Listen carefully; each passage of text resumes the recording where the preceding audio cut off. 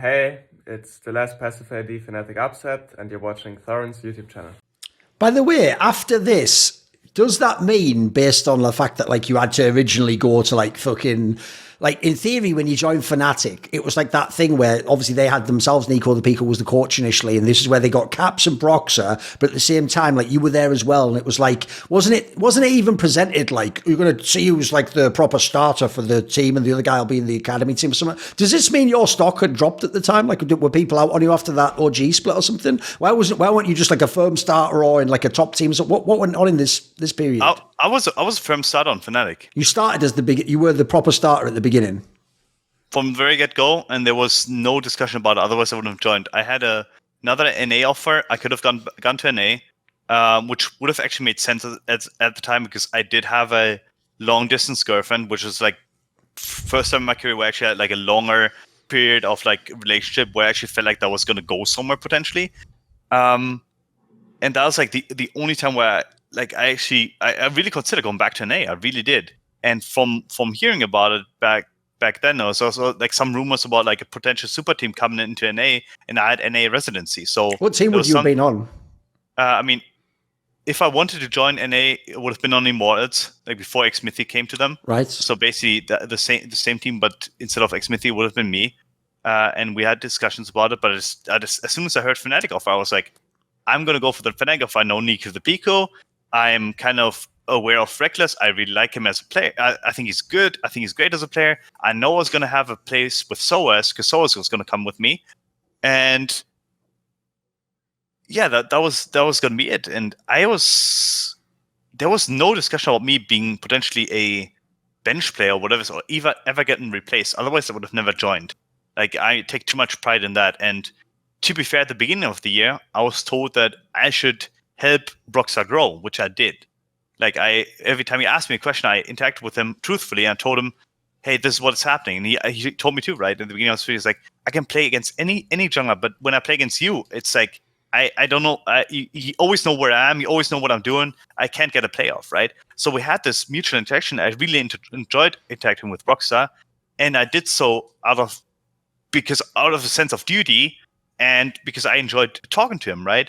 So when we had these interactions, it was actually pretty positive. But to me, and that's obviously what I found later, everything that I did, like this is the mental part about it. Like the stock as a player was like, I would say, like Wunder now, I think that was kind of my stock at the time. Like Wunder, right. I think that's like a good comparison. Like still regarded as a pretty decent player, but not like as the greatest, you know, like not as the greatest in the role, you know. So, and I thought, man, I'm just gonna help this guy grow. I'm gonna help Caps go because I was called to be there, to be a shot caller, to be a leader, because that's what I did in Origin, and because the Pico was working with me in Origin before he get the boot, right? And then everything I did was used against me, and I was sick as a dog at the time, which is like something I've been public about to a certain extent, but people don't know this, how bad it was. When I came back from my vacation not vacation, actually boot camped in North America for a bit. For like a month, I played solo queue there, and then I came back to Germany. And when I came back from that stay, I was sick like a dog. And to this day, I don't know. I know what happened in the end, but I don't know what led to it. I don't know if it was burnout, other things, but within a short time period, I had a hip contusion plus a head, I won't say head injury, but I literally just fell on my head and like a pretty bad bump, whatever it is. But that's not really that important. My hip was completely blue because I fell on a wooden floor at home. I slipped on it. Then I got to NA and I get a bad sinus infection, and then I get an SVT, which is a supraventricular tachycardia, which is like a kind of like heart episode where I literally I was like, am I gonna die? Because I really thought I was gonna die there. Like as dumb as it sounds, and this is not overdoing it. I really thought at the time, I was like, man, is this it? You know, like, and my heart was like at 180 beats. Fortnite, I had to be.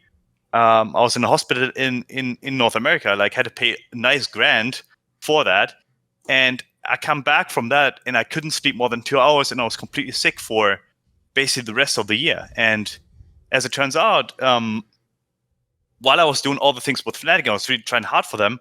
my thyroid burned out, and I like literally had a fucking autoimmune issue, right? That was actually leading to me having all these bad immune reactions or not being able to overcome certain problems fast enough, whatever it is. So whatever virus or whatever issue I had at the time didn't like literally linger throughout the year, right? So I came back and I tried everything with them, and I did so in my honest, truthful way. And everything I did in FNATIC was used against me. I tried to help Broxa, it's used against me. I tried to help Caps, like become a more stable player, because he was kind of I don't say he was raw, but he was also too wild, because he played until like 5 a.m. in the morning, then like was falling asleep in scrims, like that kind of stuff.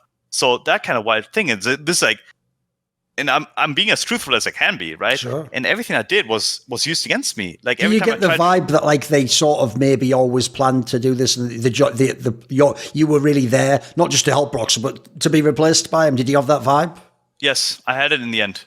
And if they told me from the very get-go, man, if you join our team, we'd probably want you to be in tandem with Broxa, I would have been like, I'll think about it, but I would like not join. I will take a different offer, right? But that was never the case, right? And the same setup was actually done for SOAS, and people don't know this either. But Buipo was scouted very early on, and behind the scenes, the management plus coaching staff kind of decided already that me and SOAS were only short-term stays. Yes. And to me, that's insane, disingenuous fucking handling of the situation. I don't blame Karn, because Karn, I still do believe that he was just handling it in its best interest, and I've never had a bad interaction with Karn. But I took it so badly from Nico the Pico, and I took it so badly from Coops, who later on obviously had like more memes coming around for him, so then people knew he was in the scene, that I literally did not know what was going on at the time. I felt like I'm already sick like a dog. I'm having relationship issues. I'm having health issues. Then this team fucking things comes around, and I'm being told that I'm somehow the root cause of all evil. I'm the bad guy in this situation, what it is, and I just do the exact same thing I did in Origin. I do the same thing that I did in Origin before that, in TSM before that. Argue the same way, interact the same way. Nothing changes about me, but suddenly, like, I'm the bad guy about what I'm doing, and it just didn't make sense to me. So it seemed to me that like the setup was there. I was supposed to be replaced, and it became quite clear when our team was not properly coached anymore, and the secondary team was being brought up very heavily, very, very heavily, very, very heavily. There was actually a potential for basically everyone to be replaced besides Reckless and Caps. Like even Jessus was potentially gone. Like Jessus was potentially gone. I was potentially gone. Source was potentially gone. Like they wanted everyone to be on that team. Like literally, bring up Kickers, bring up Broxa, bring up. Even if Caps would have not worked, Niski would have been brought up too. So everyone besides Reckless was interchangeable. So I don't know. Like I don't know how you like to this day. It really bothers me because when I take authority over a situation, right? Which is why like what I've done throughout my life, I always take responsibility. I always say, okay, this is on me. If this fails, this strategy fails, this is on me. You can blame me all you want. It's okay. Like I'll take that. But the coaching staff whom I've worked with in the past suddenly doing things in terms of an authoritarian manner, but not taking any responsibility for the well-being of the players, for the happiness of the players, even for the wrong strategies that are brought up, is mind-boggling to me. It really bothers me to this day. I have no answer to that. Right, after this, you were in that weird period where you played for that team, which is just now known because the name was a fucking meme, but they were in the LCS briefly before they got relegated, which is obviously the Mysterious Monkeys team, where it was some players that people will know. It actually wasn't even a terrible lineup on paper. Like some of the players even became decent later, like Dreams, etc. Right? What was this experience like? Because the downside I have to imagine is this is not a massive org. It's not loads of money. Even in a team, like you're going to be one of the bottom feeders, probably, unfortunately, in this scenario. What was this period of your career like? Not fun. I mean, I don't think I was in a good headspace at the time. I was really not. Like, I mean, I alluded to it a bit, but I was definitely not. I was not well. I think that's the best way to put it. I was just not well. Like, I'm not saying that I was like, I mean, I won't say insane, whatever, but it was more like I don't know. I just didn't make any reasonable calls at the time. Nothing I did made sense. Like joining them didn't make sense. I could have stayed on the FNATIC bench the entire time. Could have sat on the bench, made my money, made the same money as I would have done in that team. What was the reason not to? Were you just too hurt by what they did? Too hurt by what they did, and I wanted to compete, I guess. But I was not healthy at the time, right? I went to, and during that period, like, which is, and that's why I'm so happy about the Schalke split afterwards, right? Is that I literally I went to doctors like the entire year, like basically 3 to 4 times a week, and no one could figure out what was going on, and everyone just told me that I'm under burnout, too much stress, and I tell them like, and the thing continues, and I don't make reasonable choices. I join a team that's obviously terrible. I play with them; they're obviously terrible. I try to fix them; it's obviously terrible. Nothing works, and I'm like, my stock then drops to 0. Like, I'm just gone. Like, literally at that time, I was dead in the water. I was just dead in the water. There's like, it's like my career was. I mean, this ties into a classic trend that all the junglers always tell me, which is the worst part of jungle is on a bad team, you just look bad. You know? Yeah, and on that team specifically, because like we try to implement some gameplay systems, right? Like, in terms of like how to rotate properly, how to approach the mid game 1-3-1, 1-4 properly, and whatever I said, like, it just didn't stick with the players. Kickers was able to implement that, Dreams partially too, but I mean, the other 2 players were literally not of that caliber. They didn't have the ability to do that, so it was like a very unlucky thing. And then I don't know, like, for me it was a very, very, that was like probably the hardest period in my life in terms of like what I've gone through, not because of necessarily the gaming only, but also what got on my private life, then with the personal health. I mean, I don't know, like, that was not a good time, and I still don't know how to reflect on it properly. Like, I've been trying to work it through, but it's like, whatever I do, it just doesn't come through. It doesn't come through. I just can't put a sense to it. I just can't. And I don't know. It's just wild. I should have never joined that team. I should have stayed on the bench, get healthy, hope for the best, and maybe join a different team in NA, for example, next year. That would have been the play. But I don't know. Like, I didn't make a reasonable call, so unlucky. As you pointed out earlier, though, this did come to what I know is one of your favourite chapters of your career, which was the little mini comeback when you joined Schalke and you guys had the run to the finals. So you got to play in another finals. You obviously almost made it to Worlds. Unfortunately, with the way the point system worked, you had to play G2 in the final. That, so it's a pretty rough one. But what was this like? Because I know, first of all, if you look at that lineup, it's a fucking banger lineup on paper. Because obviously people like Upset have only gotten better since then. But it's like all people who are like eventually some of the best players in the EULCS. It seems like this team, you just fit with the team immediately, right? Yeah, I mean, it was a bit of a growth period, but I reached out to Krappo, who was the head coach at the time. I reached out to him at the season 8 spring finals in Copenhagen. I asked him if they have tryouts, whatever it is. I would like to try out. And I was playing throughout the entire spring, but I was pretty well in Challenger, actually. And then they had me try out. I beat out some young kid, whatever it is. And first couple of weeks were pretty tough because we didn't understand the meta as well because of the fasting, or not the fasting, but the funnel. What is it like? The funnel, yeah, the funnel, exactly. And then we figured it out, and suddenly we just started rolling. Like, we started rolling. All of our teammates, we got along very, very well in and outside of the game. Also outside of the game, we all had pretty similar interests. The only one that was kind of odd one out was actually surprisingly Chachi, which is like, Chachi was more laid back, like more reserved. Like, he was basically in his mid-30s by the age of 25, I would say. And the rest of the team was a bit more wild and enjoyed. If people don't know, he unironically does play chess for fun. Like, that's who Vizicachi is. Yeah, that adds up. But exactly. Yeah, we, like, the work was really easy. I mean, we had some hurdles in terms of negativity that we had overcome. But once that was out the way, the gameplay systems that we had were stable. I was able to implement a lot of macro. I was allowed to bring in a lot of game systems that I've learned from Origen back in the days. Whereas we're like, shot calling responsibilities, like certain communication responsibilities. So I basically always try to set up a system of like basic communication patterns that you establish upon. Okay, this is what everyone has to say at least. And then there's expensive information upon that, right, that you can build upon, right? So you have the baseline, then you have the next line, which is basically just simply, okay, baseline is information flow, given everyone passive information. I am pushing, the wave is pushing towards me. The next line is like actionable. We can dive on this wave, and the third one would be the next level would be I want to do this wave, or we're gonna dive this wave. And so basically with them, I was able to bring in communication systems that they didn't have beforehand. And Nuke Deck was kind of my Mythy at the time. Like, it was basically the same way, right? Nuke and Mythy, they're really similar in terms of players. They play together. They have really similar ways of arguing. Very reasonable.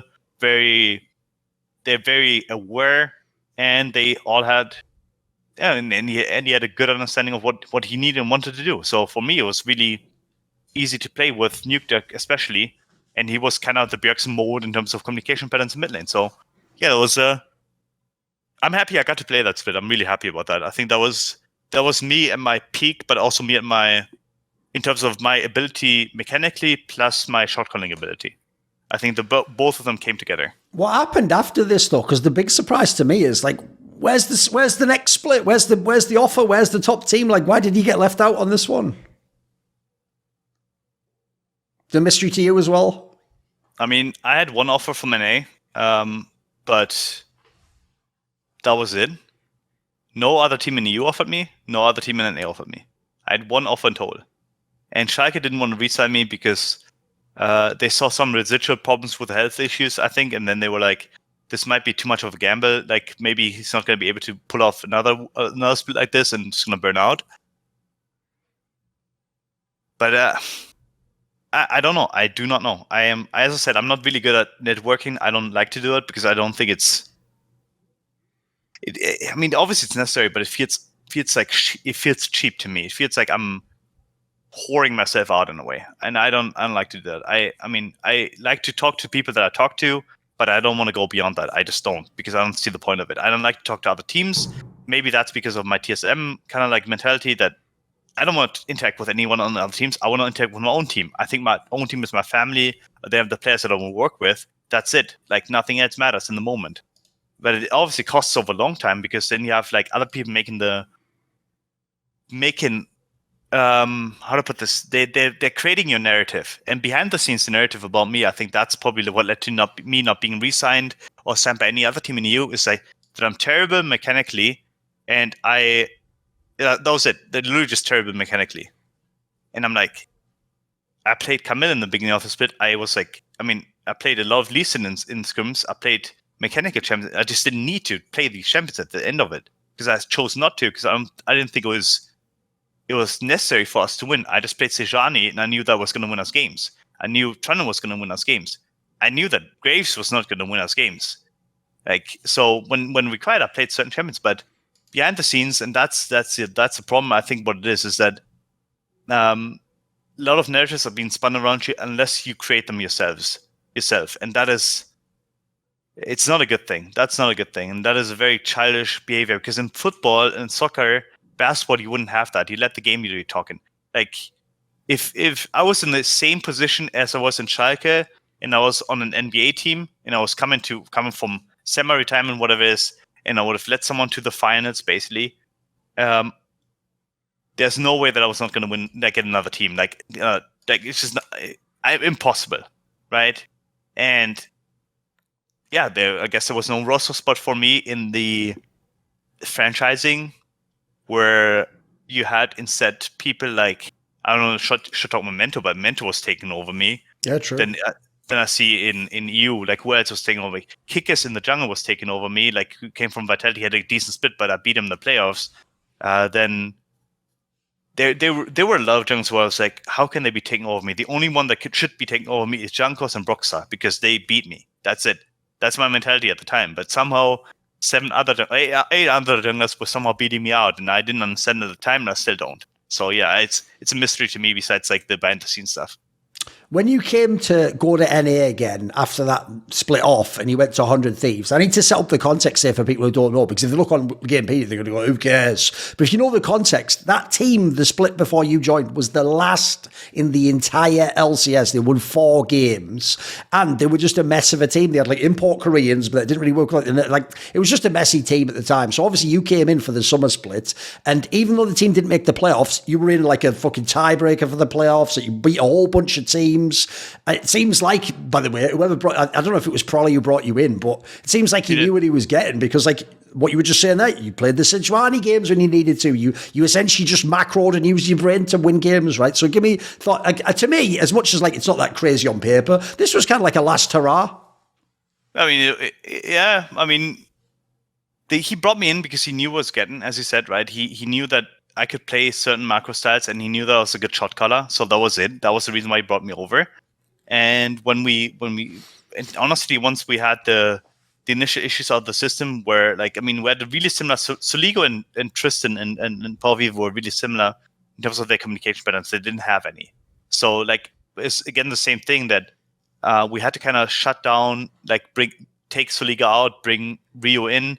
And then once the veterancy came in, with Afro, Bang, Rio, me, and Fake God as the only rookie, like suddenly it all started clicking. Same thing again, right? We're 0-5, then we had 8-5. If we had it from the very get-go, we would have actually been top 3 team in terms of like on paper, or like in terms of wins of the split. So I don't know, like for me it was a exciting split because I got back to NA, and I don't know, I don't know why. I guess I don't know why I make these choices. I could have stayed around as a coach, whatever it is, maybe potentially. Then I joined Misfits, but for me that split was really fucking fun. And the 100 Thieves management to this day, like I don't know how the coaches were with them. I heard some that they were a bit harsh on the coaches. But when I asked Nate Shot or even like John Robinson, I asked them to hang out more at the gaming house because the players felt disconnected from the franchise. They immediately did so. They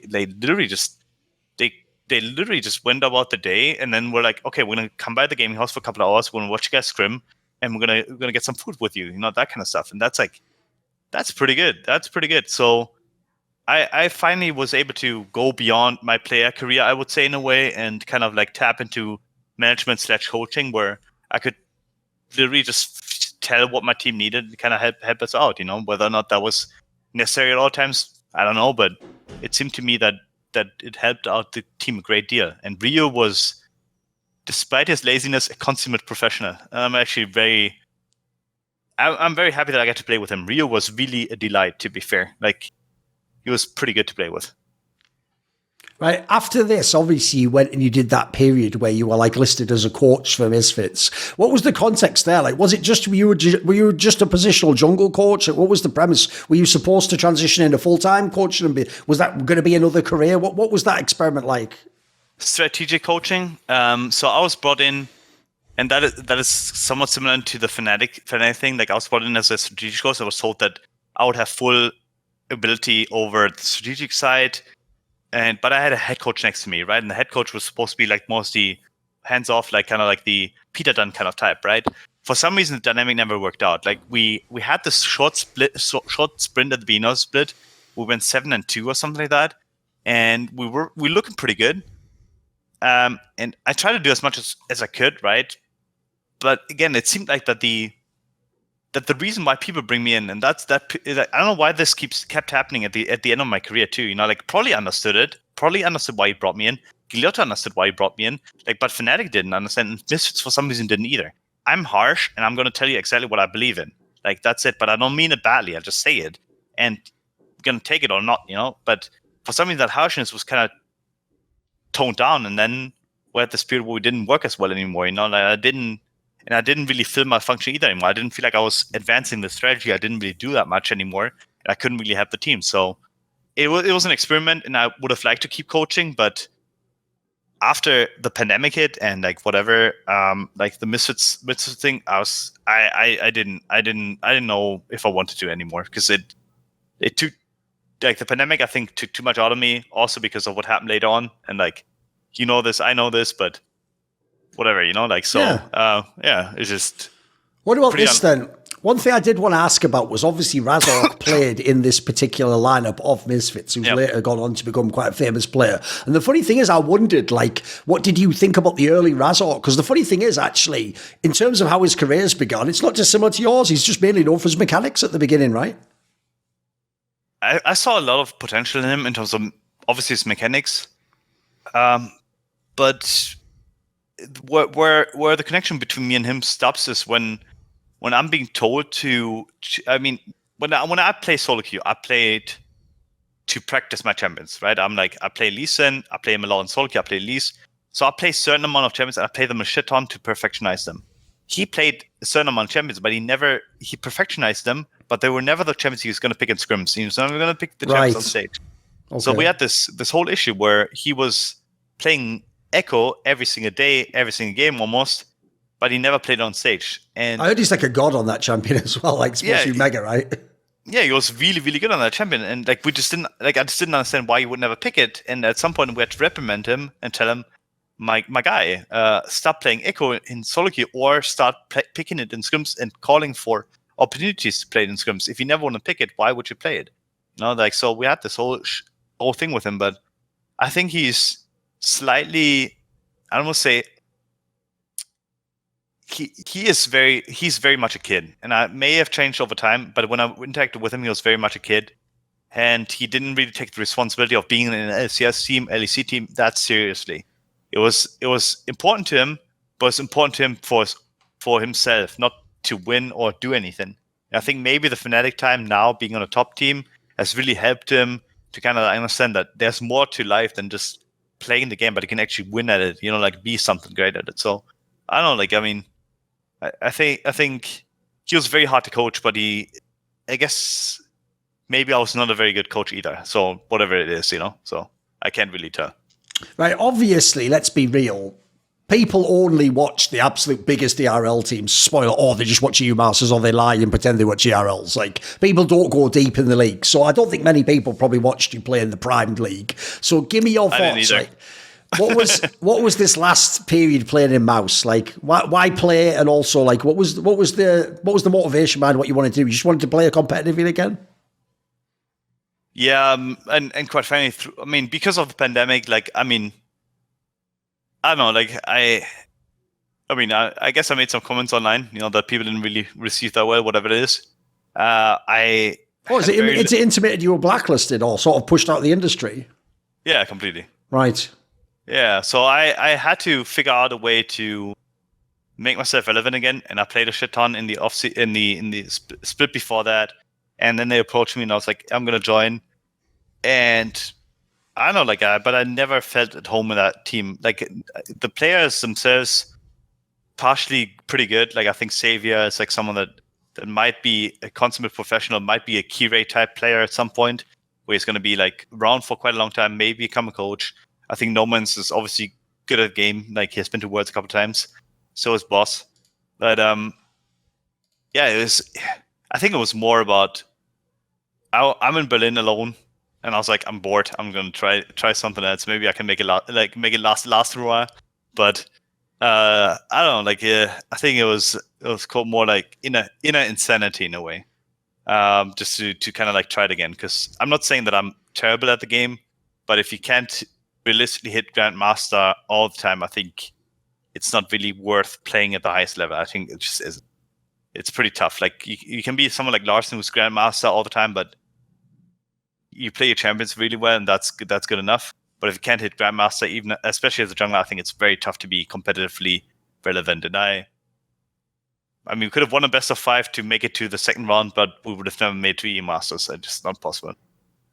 The thing you just intimated before, alluded to, I actually did want to ask about, but I'm going to ask in a very careful way, which is just like, let's leave out all the dreaded words that if we say invoke all the problems. So what we'll do is we'll just talk about it abstractly, amazing, which is basically, I would say it like this, right? So basically, because of what's happened in the world the last couple of years, and especially what you're sort of allowed to say, especially in esports, where like I would say it's at the moment, it's probably the most restrictive it's ever been on what you can say politically or socially, etc. Right? At the moment, it's very much the case that like the perspective I get the vibe of is like, unless you literally agree totally with the narrative, just don't give an opinion. You're not allowed an opinion. You have to either agree or you're not allowed an opinion. So essentially we've created like a fake consensus because you either agree anyway or you say it because you're supposed to, or it looks even worse because no one else is saying anything. So if you are the one who pops your head up, it's like the old saying the Japanese have, like something like the guy who pops his head up is like the nail that gets hit by the hammer. You know, that's like the saying I think they have in their culture. So what I would ask you is this, right? Even though you've always been a spicy personality, and as you said, even in your playing career,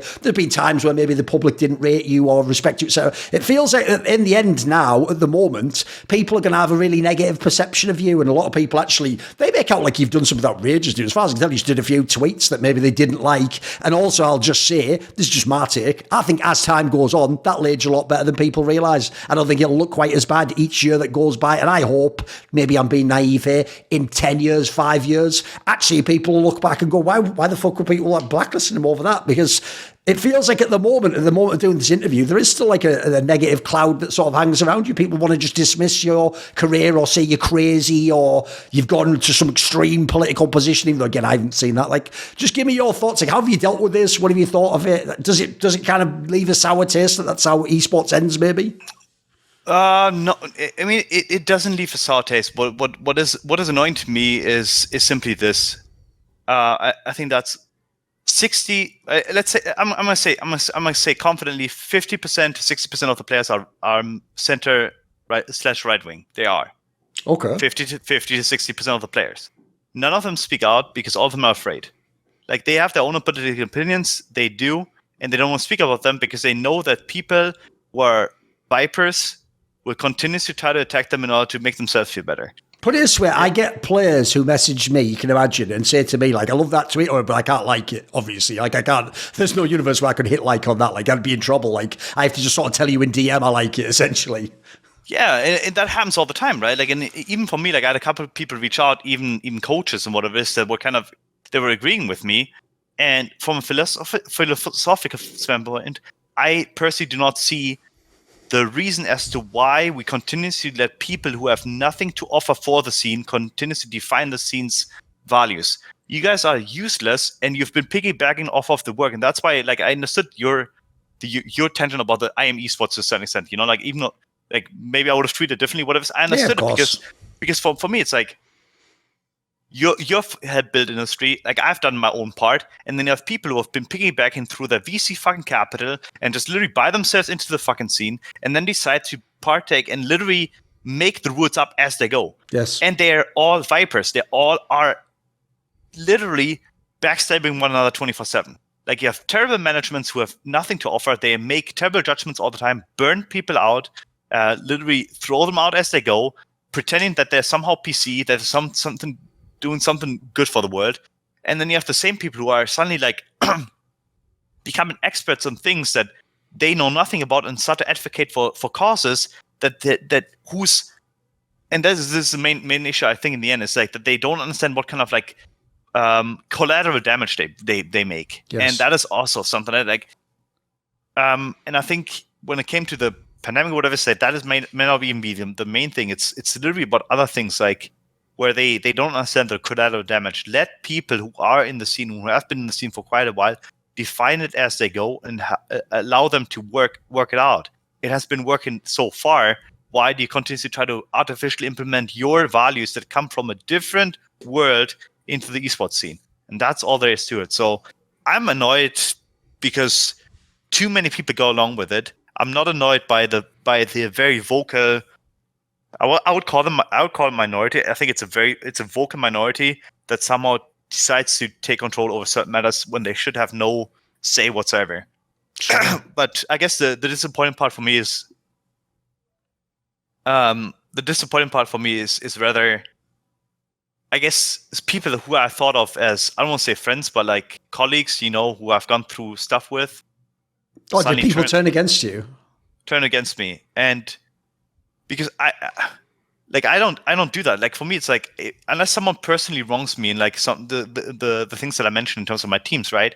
I will never go public against them because I don't want to do that. Like, there's no point to it, right? Sure. I want to solve these issues behind the scenes or like between one another, because like, why would I gain something out of like some kind of negative attention or something? I don't gain anything out of it. Yes. But these social media vipers, and I do believe that. I mean, I'm going to say that a lot of the casters have become quite.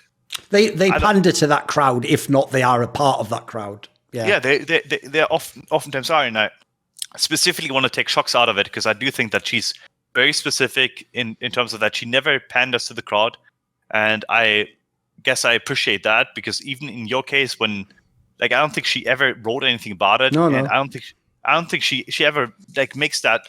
If people don't know, she was even extremely careful how she phrased her comment about that whole neon thing back in the day. Some of them were way more like she just sort of phrased it in like a very careful way of like, we've got to be careful what deals we do or something. So I think actually in general, I agree with you, mate. She seems like she's explicitly taken herself off the chessboard in that sense, as it were, But a lot of the others, I agree. Some of it's social media, like, let's be real. In the modern day, people try to see what the trend is. And in English, you say what way the wind is blowing. And then they try and, go that direction to get all the clout and the likes and the virtue signal. And I've noticed a similar thing, mate. The casters, for some reason, because they're so public-facing, they seem to almost like they either are in that crowd or they play to that crowd, if you know what I mean. Yeah, and they're also in a different world, I guess, because, again, like, casters live a more, like, I would say, a standard Western life in a way. Like the players don't live that life. The players are in a gaming house. They're between one another. They know the ins and outs, right? Like when I compete, I don't really think about social issues that much. But even if I do, I think about it in the concept of like the people that I'm surrounded by, right? When I'm, for example, that's why, for example, I mentioned about the source being working class people, and I'm working class people.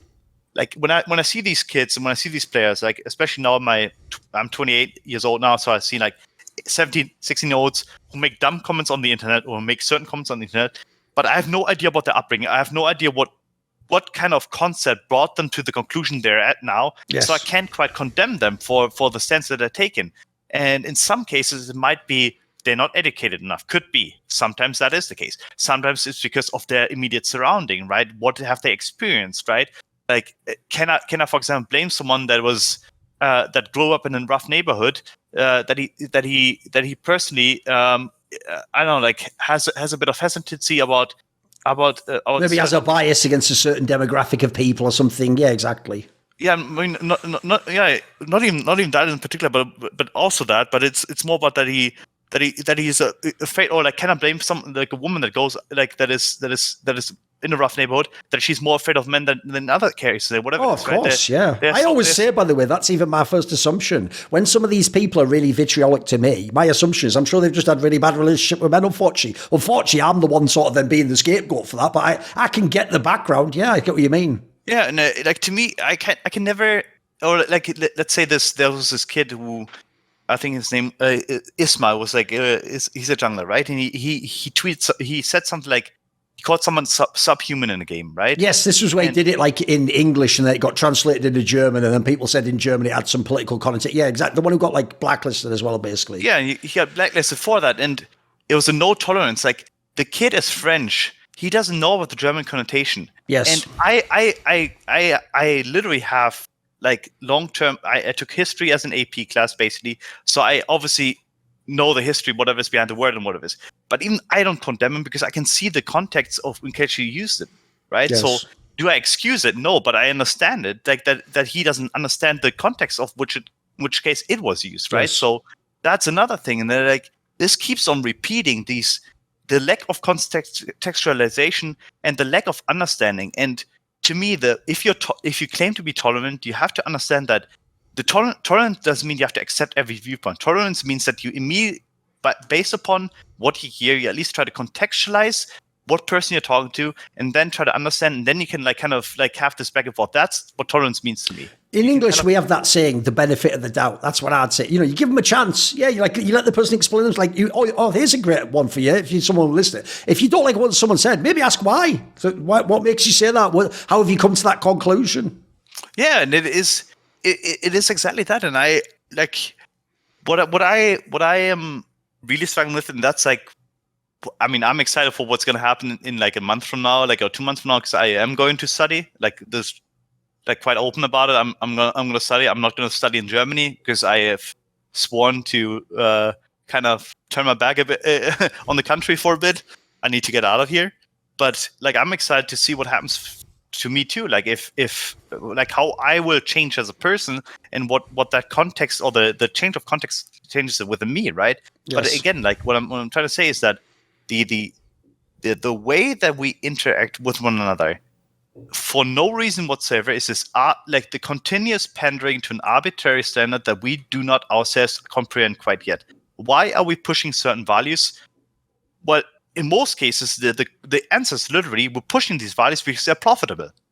That's it.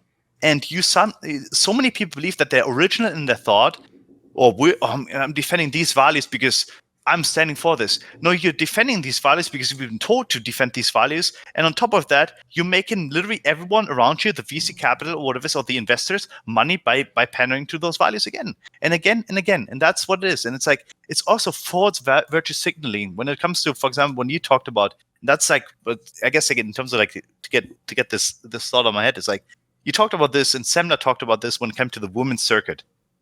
It's like, you actually want to have the women compete with the men if you can. You really want to. We really want to. You can have a women's circuit, but don't call it. That's not a very inclusive circuit. It literally isn't. It's exclusive by nature. Is it necessary? Yeah, might be. But that is again, for some reason, people take this as an attack and like something that's like not even there. And to this day, whatever it is, I literally do not understand anything anymore.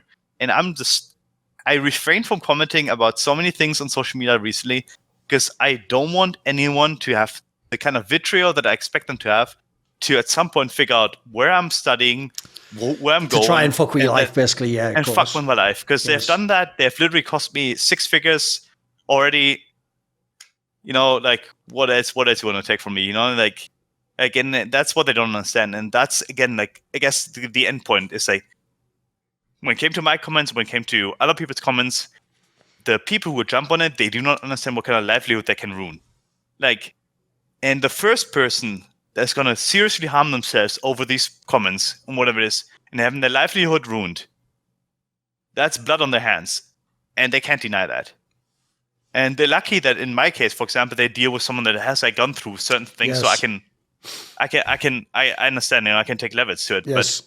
No, I see what you mean. Basically, I have the same fear. This is what people don't know. One of the reasons I still sometimes embroil myself in these stupid online debates where, spoiler, there's no upside for people like us. We only lose. You only lose friends, opportunities, respect. People just take what you say out of context. The only reason I still do it, Mason, and I'm probably not going to do it for this reason any longer because it's not my job to be a crusader till the end of time. The only reason I still do it is like you alluded to there, because I can handle it. I'm a 39-year-old man, mate, who's had a whole career and I've done a lot of amazing things that even if you take everything away from me, it doesn't matter. I've got those memories. But there's going to be some 17-year-old kid like the guy you talked about before, and they're just going to get brutalized by these people, and they're going to have their careers, and they're not even going to get the career the first. You know, it's going to be over from one mistake early on. That's what I worry about. And what did he gain? The question is, what did he gain out of it? Like, and I think the best example is actually Carlos as of recent. I'm not saying that him associating with Andrew Tate was smart at all. Like, it wasn't, right? Like, you should like not do it openly, not in this climate, whatever it is. But did she actually make the scene better by removing him? And that's actually, like, the answer is very likely no, you didn't make it better. So you call for heads, not knowing what the next head is to pop up. Yes. Is that really beneficial to anyone? That's literally like this, like the French Revolution in a way. You're just guillotining people all the way, and then hope that someone will pop out that is somehow good. And I don't know, like for me, esports is I don't want to say it's done deal, because I do want to still work in esports, and I want to do it in a fashion that I feel comfortable with. But what I've seen as of the last couple of years is that honesty is not appreciated, and I can't turn myself off. Like, I cannot keep my head down. I just can't. Like, whatever I see, I call it as it is. But true virtue is not appreciated either, because it is rather about temporary proclamations of virtue that is more important. As long as you support whatever is mainstream right now, you're good to go. But if you literally are trying to be a person of full-fledged, I guess, like understanding of the world, more of a, I don't want to say centric position, but a more, welcoming position to the left and right, to a certain extent, just being kind of like Lex Friedman, like that kind of personality. Like you take in Joe Rogan is also, I wouldn't say he's right wing, whatever. On some issues he is, on some issues he's very far left.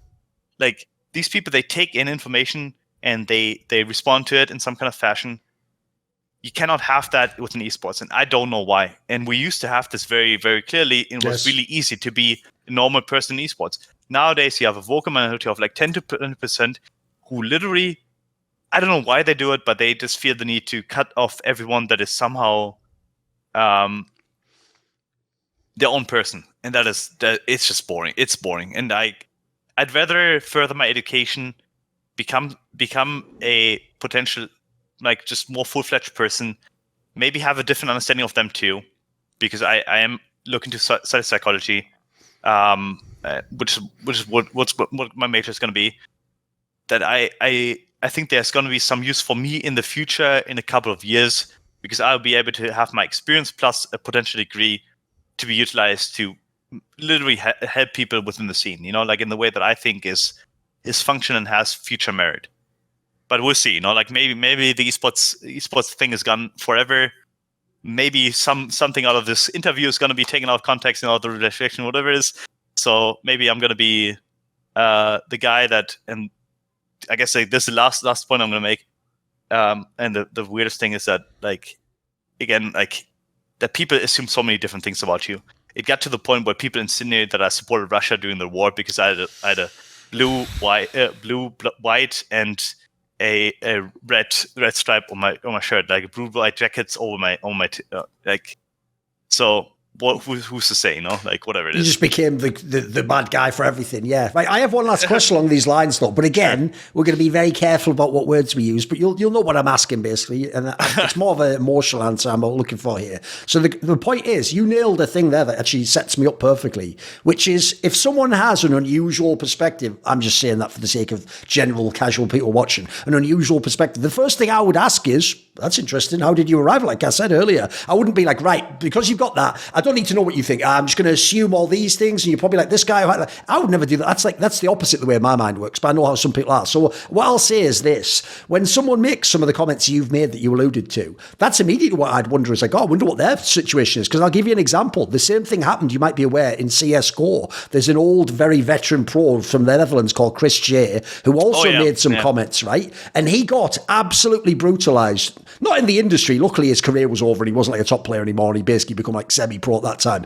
But I would say it was very shocking. Like, even like industry figures and like people who've been friendly to him, like being really rude to him. And I actually, by the way, for real, had to actually step in at one point on Twitter and basically tell some commentators, like, I will fuck you up metaphorically if you keep going at this guy on this issue, because you haven't even bothered to find out what his situation is. And all I'll say on that issue, amazing, I won't say in what context, but let's just say within that particular domain of health, literally Chris J's mother actually suffered like some injuries from that particular element of the healthcare industry, right? As in, it's not just something he's reading on the internet and he's not just trying to be edgy, right? His actual family has suffered real physical harm as a result of whatever's gone on, right? So unsurprisingly, he might have a very different perspective than all of us, or another person out there, or someone who's only watching this on the news or engaging with Twitter. Not like, he has his own background. So I wondered in your case, because you said earlier you've had these autoimmune problems, that must also have been one of the aspects that's really shitty about this, right? People just don't care what your background is or what you've gone through or how your life's been different, your experience. Like,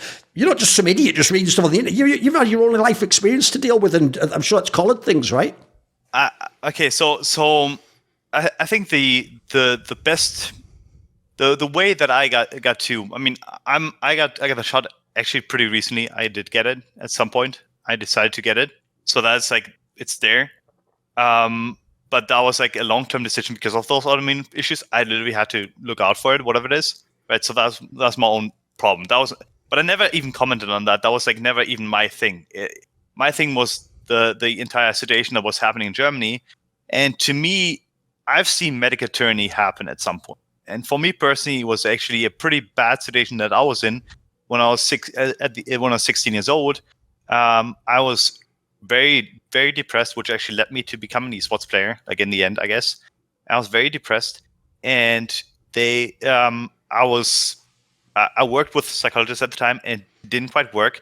But because of the school system in Germany, I was either continuously fined or I had to work with psychologists. So they kind of forced me to work with people that I didn't want to work with because they didn't really have me.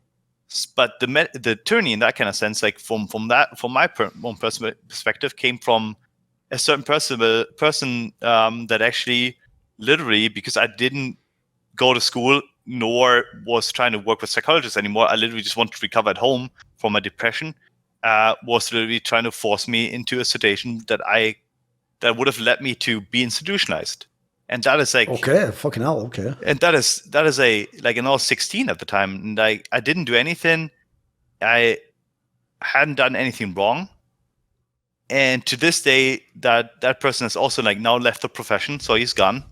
So he's not allowed to practice anymore, as far as I know, which is insane. But like, so that's an old story, and I don't want to sound insane or whatever. It's like to that extent, but it's literally just a depressed kid was sitting at home and couldn't get out of bed until like 3 p.m. in the day. And like, I've seen the bad sides of it. I've seen like certain, like, that was just like a random occurrence within my life. That was a random occurrence within my life. So when it comes to other people, and so you were like hypersensitive about this happening, I'm guessing then, yeah? Yes, I was pretty sensitive about it. And when it came to other people that I've seen in my personal life, one of my I guess it's my father. It's my sister's basically boyfriend's dad, I guess, or almost husband's dad. He had dementia, and he had a stroke, and he was literally vegetating away, and none of the people within his life were allowed to visit him. Right. None of the people, like, and so he was dying alone.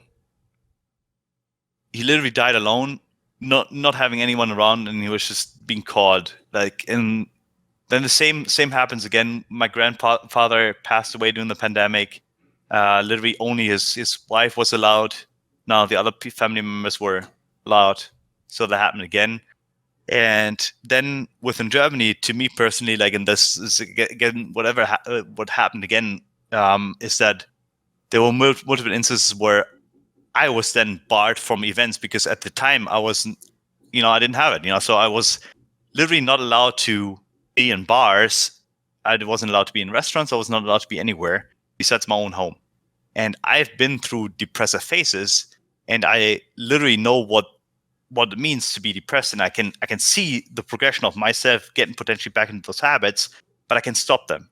Other people might be that 16-year-old kid that I was at some point. Right. And then you have that happen.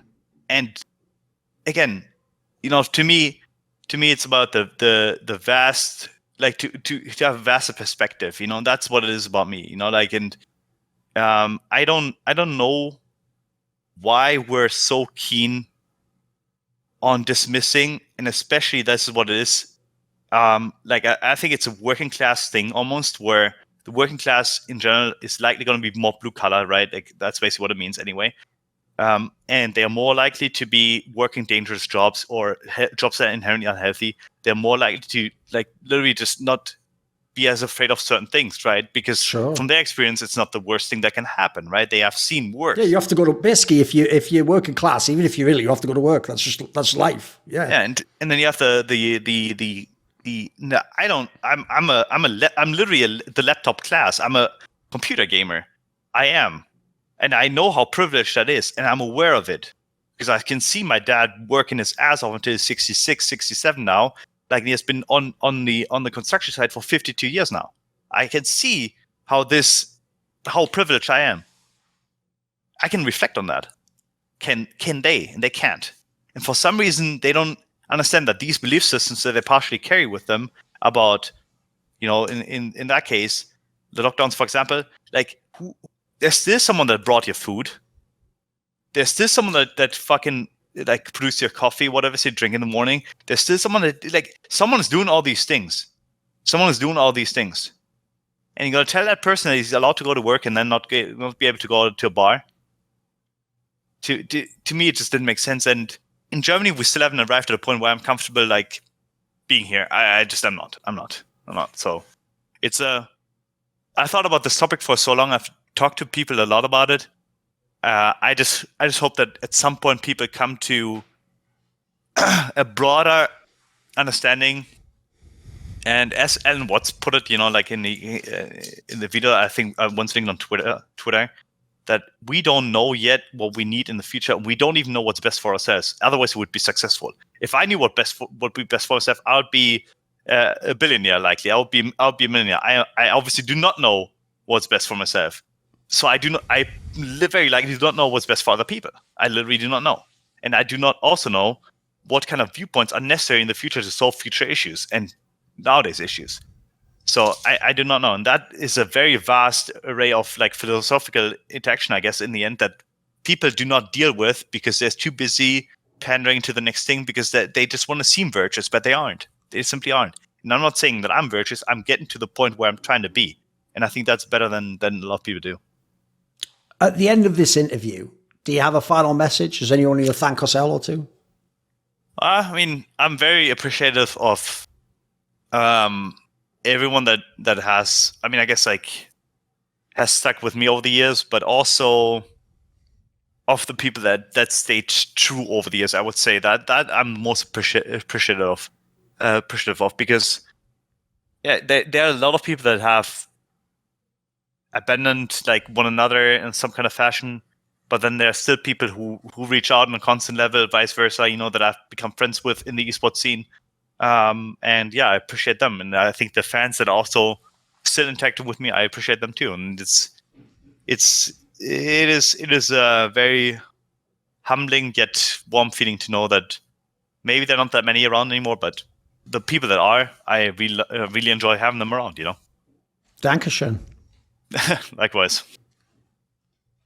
Money doesn't grow on trees, and believe it or not, just watching a video for free with the odd ad doesn't really pay the bills. So thanks to the following people for kindly supporting my work and this particular content. And those people are, of course, Ahmed Hadju, Matt Pugnaccio Racula, Animosity, Butt Pounder 420, Jensen Gore, Kovacevic, Tobias Bernasconi, Tosh, Toucan, and a special thanks always goes out to Jerky's Minion, my main man.